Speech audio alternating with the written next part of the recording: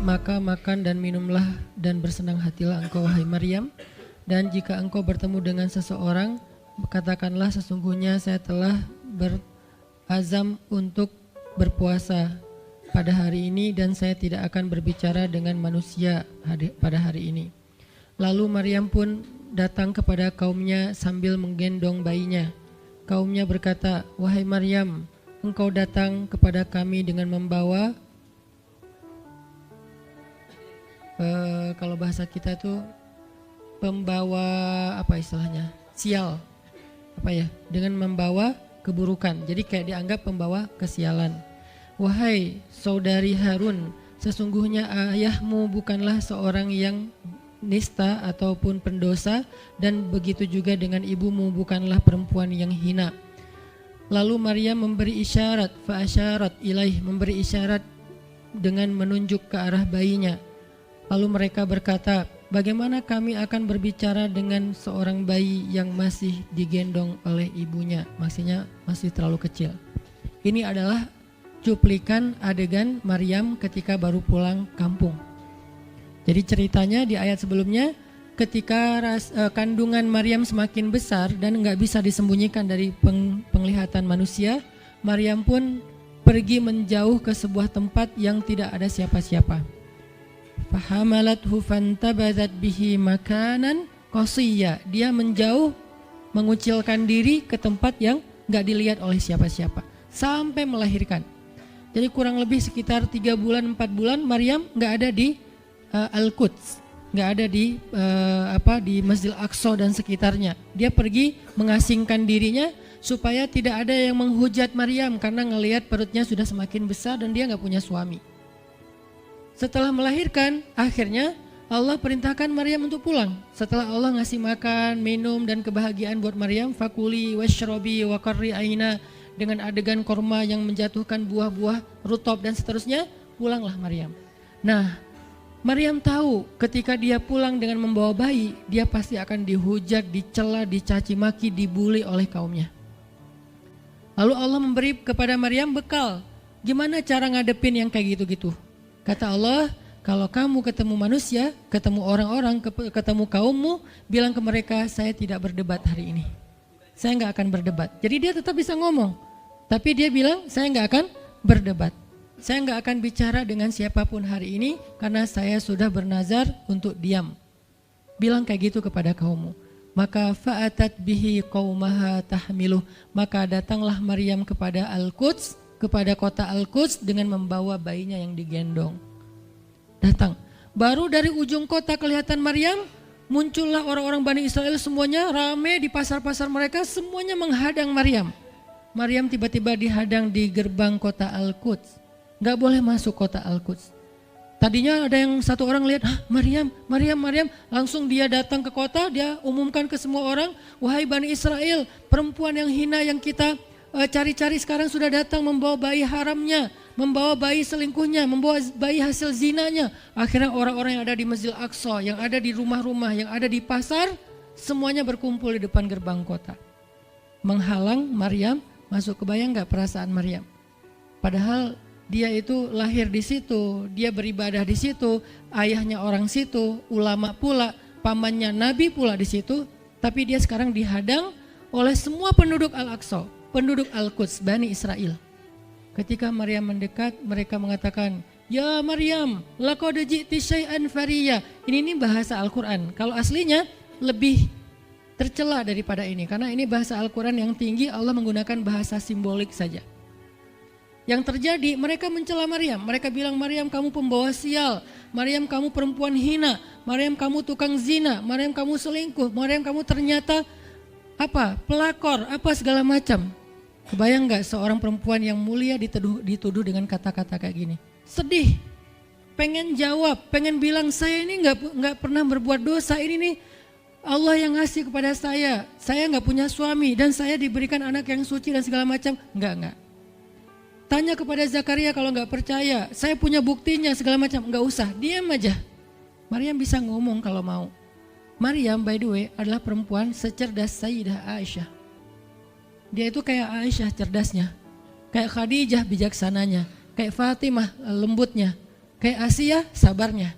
Maryam itu istimewa. Sampai sebagian ulama mengatakan Maryam satu-satunya nabi dari perempuan. Satu-satunya nabi dari golongan perempuan. Sebagian kecil ulama ada yang menyebutkan demikian. Sehingga mereka menyebut Maryam alaihassalam. Saking Maryam ini keren banget, istimewa banget.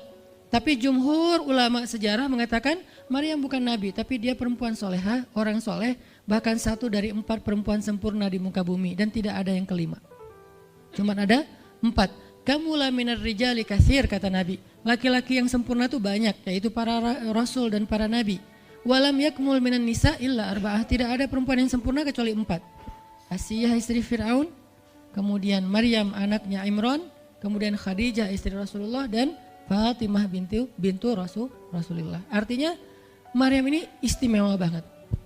Dia kalau mau argumen, dalilnya lebih banyak daripada para rabi-rabi Yahudi yang ada di situ.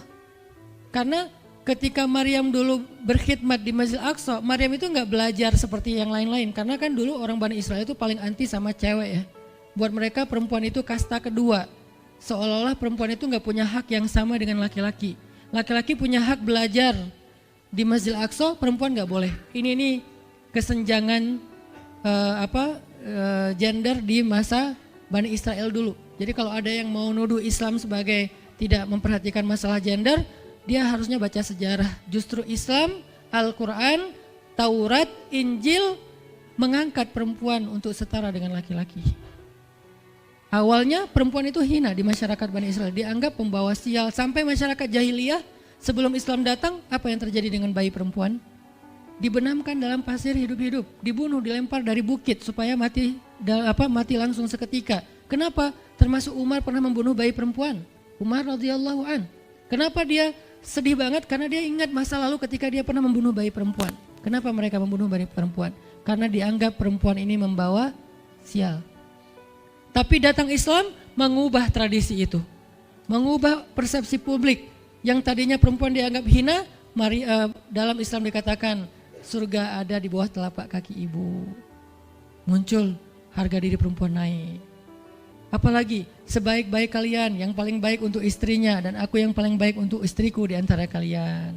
Muncul lagi hadis, kalau seandainya laki-laki mau bersabar terhadap istrinya, maka harusnya dia bersabar 70 kali sehari kalau dia disakiti oleh istrinya. Yang ke-71 baru dia boleh marah. 70 belum boleh marah. Jadi perempuan, ibu-ibu, istri kalau mau bikin suaminya sebel sampai 69.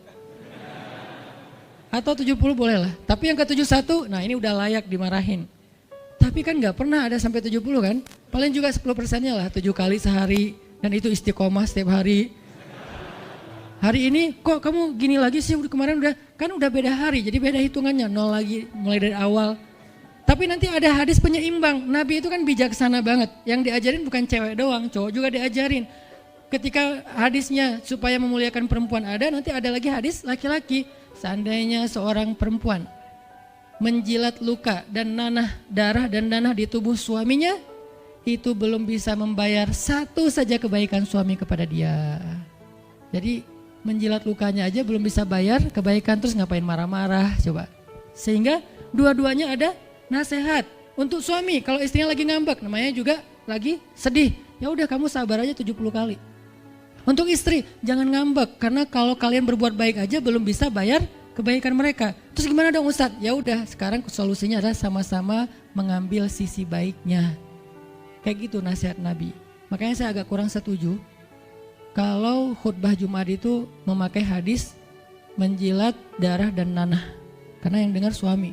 Wah bener nih khutbah Jumat, saya senang banget khutbah Jumat hari ini. Pulang-pulang, mah tadi khutbah Jumat keren banget. Nih mah, kebenaran aku catat. Nih mah, gak bisa. Kalau khutbah Jumat pakailah hadis sabar 70 kali.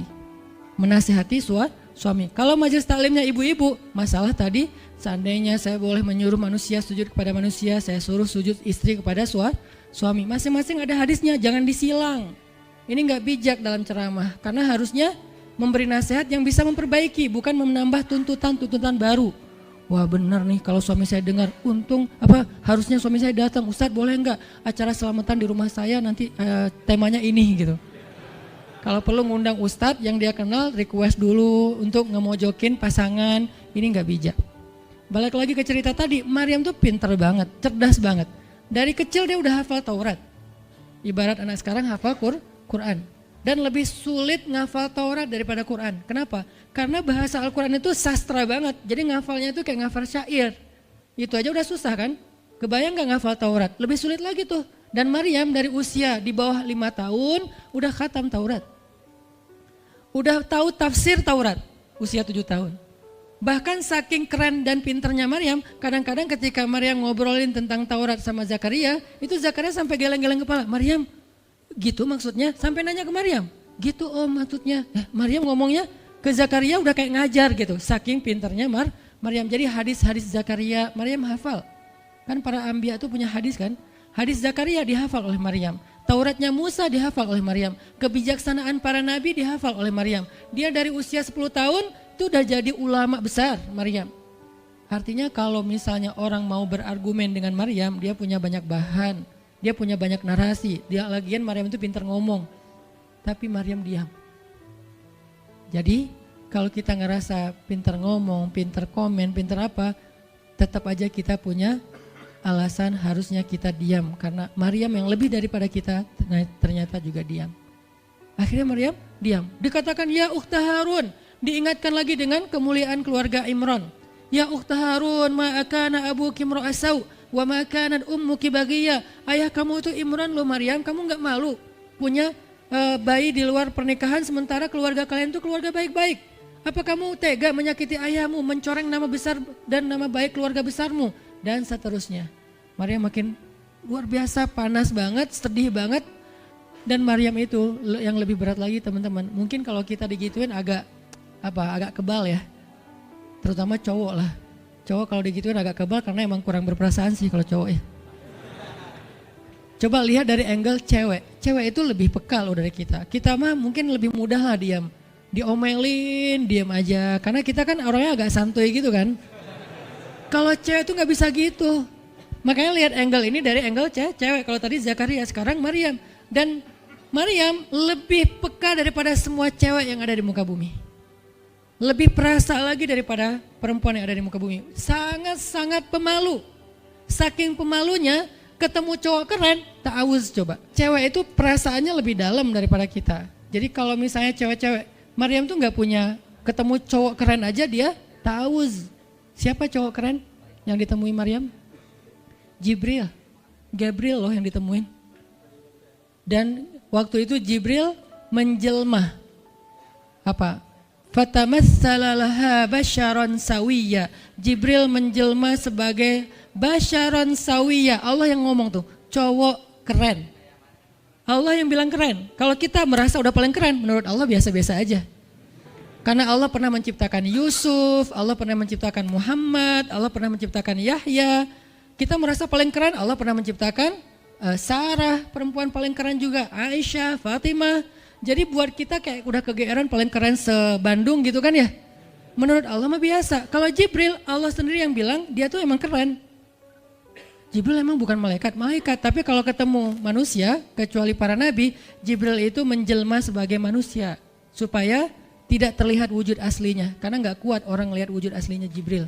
Nabi Muhammad aja pertama ngelihat Jibril dengan wujud aslinya pas di Gua Hira itu lari tuh, takut, saking ngerinya Jibril tuh. Jangankan manusia, malaikat aja segan sama Jibril.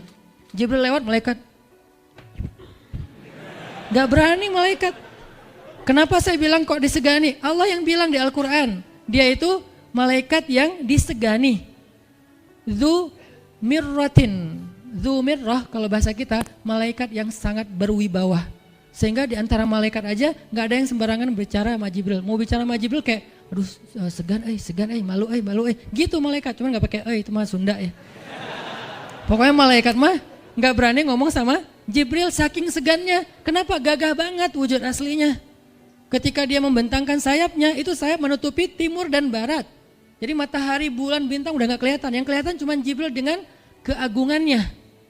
Itu belum Allah ya, baru ciptaan Allah. Jibril, salah satu makhluk Allah yang paling agung. Sehingga saking kerennya Jibril, Allah gak menyebutnya dengan nama malaikat. Padahal golongannya malaikat, tapi Allah menyebutnya dengan Ruhul Quds, Roh Kudus, yaitu Jibril. Nah ketika ketemu dengan Maryam, Jibril bermisal itu menjelma sebagai basyaran sawiyah, cowok keren banget. Saking kerennya Jibril, Umar aja terkesima ngeliat Jibril. Pernah Jibril datang ngajarin iman, Islam, ihsan kepada Nabi Muhammad, dan Umar ngelihat Jibril terkesima, nggak bisa ngomong, diam aja, benar-benar speechless banget nih Umar. Jibril udah pulang, baru Nabi nanya, Umar tahu nggak itu siapa? Hah, apa Rasul? Gitu, saking masih kayak terkesima. Apa Rasul? Tahu nggak barusan siapa? Siapa ya Rasulullah? Saya nggak kenal orang itu, kok keren banget. Kata Rasul, itulah Jibril. Masya Allah, itu Jibril. Ya Alhamdulillah bisa ngeliat Jibril langsung, tahu gitu tadi. Gitu ya. Kalau bahasa kita mah udah langsung pengen foto-foto kan sama Jibril. Kebayang nggak cowok sekarang lihat Jibril? Baru lihat apa artis Korea aja kita udah kayak gimana kan, BTS atau apa, udah segala macam, udah guling-guling, udah gigit jari, baru BTS doang. Kadang-kadang nggak ngeliat BTS langsung, cuma lihat di TV doang, udah aku nggak bisa gini, aku nggak bisa gitu kan ya. Belum ketemu Jibril loh. Jadi nggak ada lah artis sekeren Jibril. Baru Yusuf aja udah pada ngiris tangan, belum malaikat. Sampai ketika cewek-cewek ketemu Yusuf, mereka bilang apa? Ini bukan manusia, ini malaikat. Jadi gantengnya Yusuf tuh bukan ganteng-ganteng apa? Itulah. Ganteng kok hewan gitu kan. Ini ganteng-ganteng malaikat. Belum ada tuh film atau sinetron itu. Yusuf itu ganteng-ganteng ganteng-gantengnya tuh malaikat, levelnya tuh level malaikat. Jadi kalau ada Jibril, ada Yusuf kayak, nih yang mana Yusuf, mana Jibril ya? Keren dua-duanya. Nah Jibril datang ketemu Maryam bukan di atas panggung rame-rame, berdua coba, intimate banget kan? Kalau di atas panggung teriak-teriak nggak keren lah, biasa aja. Ini tuh berdua, private banget. Di satu ruang kecil, berdua nggak ada yang tahu, tiba-tiba Jibril berdiri di depan Maryam, senyum dengan khas senyumnya malaikat yang mematikan gitu. Maryam pas buka mata lagi zikir ngelihat Jibril depan matanya keren banget, langsung Maryam bilang apa? A'udzubillah. Cie, wibawa banget kan Maryam? A'udzubirrahmani minka in kunta taqiyya. Jadi emang elegan sih orang-orang soleh itu. Dia langsung nunduk, dia bilang a'udzubirrahmani minka in kunta taqiyya. Aku berlindung kepada Allah yang Maha Rahman. Kenapa ngomongnya Rahman? Karena keren. Kalau enggak keren, a'udzubillah. Karena keren, a'udzubirrahman. Tapi masih ta'awuz, cuman pakainya Rahman. Karena Allah tuh maha pengasih yang udah bikin kamu tuh keren. Diksinya luar biasa ya. Maryam gak bilang, a'udzubillahi minasyaitonirrajim. Enggak, ini enggak layak dibilang syaiton, ini terlalu keren. Jadi gak bisa a'udzubillah, a'udzubirrahman. Berarti Maryam itu pinter. Sampai dia bisa memilih diksi Asmaullahil Husna. Dia nggak pakai diksi Allah, dia pakai diksi Ar-Rahman. Karena yang datang itu wajahnya tuh wajah orang baik, tapi keren. Akhirnya, a'udzubirrahmani minka in kunta taqiyya, kata Maryam. Jibril juga elegan, faham maksud Maryam. Maksudnya, kamu siapa? Itu pertanyaannya. Maryam nggak nanya, kamu siapa ya? Enggak gitu. Kan kayak culun-culun kayak caper gitu kan. Kamu siapa ya? Aku ada salah sama kamu. Enggak gitu sih Maryam ngomongnya. Saking elegannya Maryam, dia nanya kamu siapa tapi pakai kalimat zikir. Keren gak sih? Kita kadang-kadang zikir, a'udzubirrahmani minka in kunta taqiyya. Artinya apa Mbak? Sama-sama gak elegan ya. Kalau Maryam sama Jibril dua-duanya elegan. Bahasa orang elegan tuh emang banyak kode sih. Jadi kita mah yang polos-polos kayak gini, yang remeh-remeh rempeyek gak jelas gini, ya nggak akan paham kalau nggak baca tafsir. Makanya kalau mau theater of mind, baca Quran itu pakai tafsir, pakai kisah, baru kita ngerti kondisinya. Oh gitu banget ya, dahsyat banget ya kejadian waktu itu. Jibril datang dengan wujud yang kerennya. Maryam pengen nanya kamu siapa? Kok tiba-tiba masuk ruangan saya? Tapi bahasanya a'udzubirrahmani minka in kunta taqiyya. Aku berlindung kepada Allah yang maha baik darimu kalau kamu takut kepada Allah. Maksudnya kamu siapa? Takut gak kamu sama Allah? Baru Jibril mengatakan, saya adalah utusan Allah, berarti malaikat, untuk memberi kabar kepadamu kalau kamu akan punya anak. Baru Maryam melihat, gimana saya punya anak? Ya udah ada obrolan nih. Dan mereka udah biasa aja, oh Jibril, saya kira siapa? Udahlah, gak mungkin. Artinya udah kayak gitu nih kesolehan Maryam. Artinya Maryam itu orang yang sangat peka banget, perasaannya dalam banget. Terus nanti ketika Maryam melahirkan anak, tahu gak kata-kata Maryam apa? Ya laitani mittu qabla hadha wa kuntu nasyam mansiya.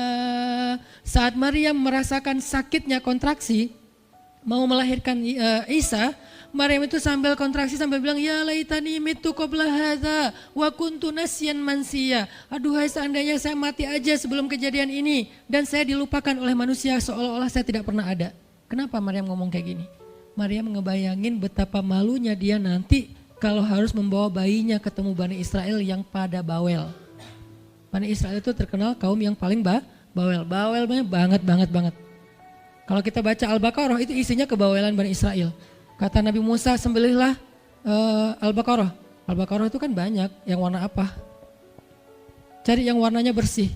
Yang bersih kan juga ada belang-belangnya nggak dikit. Terus yang beratnya berapa kilo, yang dari mana, dari Bali atau NTB atau dari mana? Bawel banget. Udahlah cari aja seekor sapi, sembelih beres. Tapi nanya lagi, bertele-tele. Itulah Bani Israel. Dan Maryam tahu banget karakter kaumnya. Jangankan dengan fitnah kayak gini nih, ketemu Nabi yang udah menyampaikan hal yang benar aja, itu di debatnya tuh habis-habisan. Apalagi dengan kondisi Maryam. Makanya Maryam takut banget, dia nggak kuat menanggung malu. Kalau kita mungkin masih kuat lah nanggung malu, kadang-kadang malah malu-maluin gitu kan. Kalau Maryam nggak kuat nanggung malu, berarti orang yang seperti ini harusnya kan berat banget untuk diam kan, nggak akan kuat diam, harusnya dia ngomong gitu, dia belain diri. Tapi Maryam itu sisi lainnya adalah perempuan yang mukminah, siddiqah, sangat yakin sama Allah. Allah suruh diam, ya udah diam. Gimana pun dihujat, diam. Kata Allah diam.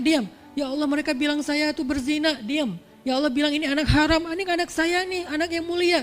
Anak yang satu-satunya ketika lahir nggak disentuh setan di antara manusia loh. Satu-satunya manusia ketika lahir nggak disentuh setan. Nabi Muhammad setannya malah diislamkan. Beda, kerannya itu beda. Kalau Isa nggak disentuh setan. Kalau Nabi Muhammad setannya malah masuk Islam.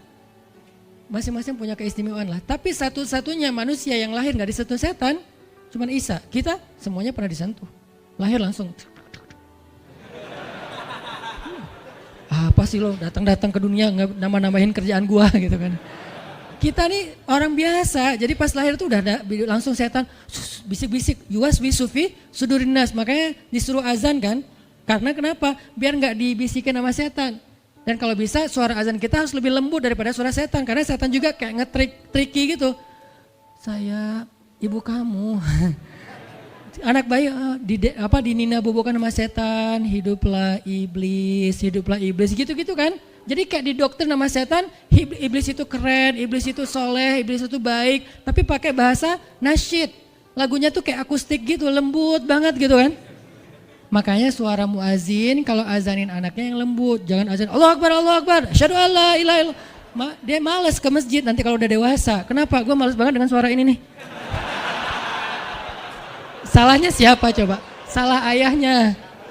Belajar azan di Al-Latif sama Muzammil sama Teras Tahfiz. Biar azannya tuh kayak Allahu Akbar. Bayinya senyum-senyum. Ntar gue bisa lebih dari itu. Canda. Intinya adalah Maryam itu pemalu banget. Jadi dia bisa banget untuk ngebales. Tapi dia diam. Sampai akhirnya fa'asyarat ilaih. Dia memberi isyarat. Arti memberi isyarat, dia nunjuk ke arah Isa alaihissalam yang masih digendong, kalau kalian mau ngomong aja sama bayinya. Allah yang nyuruh kayak gitu. Makin kayak marah dan makin menjadi-jadi orang Bani Israel ketika Maryam memberi isyarat nunjuk ke arah Isa. Mereka bilang, ya Maryam, kamu udah gila apa? Sekarang kamu nyuruh kami bicara dengan bayi yang masih dalam gendongan ibunya. Benar, Maryam tuh ternyata udah stres gila. Dia gara-gara ditinggal sama selingkuhannya, sekarang dia jadi orang gila. Wah, luar biasa tuduhan kepada Maryam. Maryam diam aja sedih, nahan air mata. Tapi bukan emotikon yang menggenang air mata di sini ya. Nahan aja air mata sampai kemudian Allah datangkan keajaiban, jadikan bayinya bicara. Qala Isa bicara. Panjang lagi omongannya Isa. Ibuku ini baik, ibuku begini-begini, saya itu hamba Allah, saya itu anak yang suci, saya itu begini-begini, sampai beres baru mereka pada pulang karena mereka merasa terbantahkan semua tuduhan palsu mereka kepada Maryam. Masuklah Maryam, disambut mulia oleh beberapa orang. Maryam itu perempuan mulia, Allah mendatangkan dia sebagai keberkahan. Tadi dituduh pembawa sial, sekarang disebut pembawa berkah. Mulailah Maryam terkenal. Isa dididik. Kemana Isa pergi, anak-anak kecil segengnya Isa pengen jadi temannya Isa. Gue temannya Isa lo, gue temannya Isa lo. Gak lama kemudian Isa jadi temannya Yahya. Ketika dia udah bisa main sama Yahya, main berdua sama Yahya. Kemana-mana berdua, Yahya, Isa. Tapi usianya agak jauh berbeda. Ketika Yahya udah masuk SD, Isa barulah lahir. Jadi kayak agak sekitar 7-10 tahun lah kurang lebih mereka jarak usianya. Tapi pas Isa udah remaja, mereka udah nyambung ngobrol. Nah, kelebihan masing-masing, kalau Yahya ini penghafal kitab Taurat, datang Isa, Yahya menghafal kitab Injil. Yahya Nabi, Isa Rasul, satu level di atas Nabi. Kalau Nabi mengikuti ajaran Rasul sebelumnya, kalau Rasul membawa ajaran baru. Jadi sebelum Isa lahir, Yahya mengikuti ajaran Musa dengan kitab Tauratnya. Setelah Isa lahir, Yahya mengikuti ajaran Isa dengan kitab Injilnya. Jadi bisa dibilang Nabi yang mengikuti dua ajaran Rasul, Yahya alaihissalam. Dia menghafal dua kitab suci sekaligus, Taurat dan Injil. Perempuan Maryam radhiyallahu anha, dia menghafal kitab Taurat dan Injil dari anaknya sendiri. Inilah kisah Maryam yang mendapatkan keajaiban dengan cara diam.